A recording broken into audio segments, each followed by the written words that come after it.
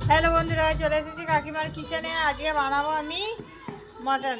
তার জন্য আলু দিয়ে মাটন করব বলে আলু নিয়েছি। দেখো 500 গ্রামের মতন। আলুটা তেল গরম হয়ে গেছে, এবার আলুটা দিয়ে দিচ্ছি। নিয়ে নিয়েছি এখানে আদা, রসুন, লঙ্কা, জিরে, ধনে পেস্ট করে, আর একটা টমেটো আর কাঁচা লঙ্কা পেস্ট করে নিয়েছি মিক্সিতে।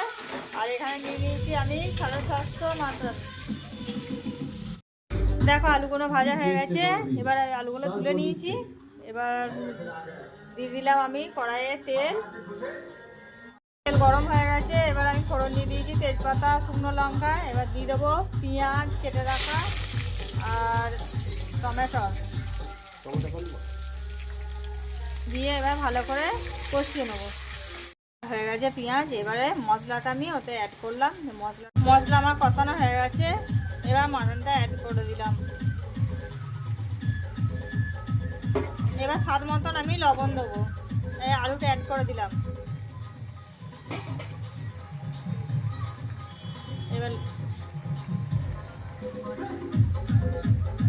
স্বাদ মতো লবণ দিয়ে দিলাম। বন্ধু, আমার মাটন রান্না কমপ্লিট। ফাইনালি লুকটা দেখো, কত সুন্দর দেখতে হয়েছে, খেতেও দারুণ হবে। গরম গরম মাটন কে কে খেতে চাও আমার পরিবারে চলে আসো।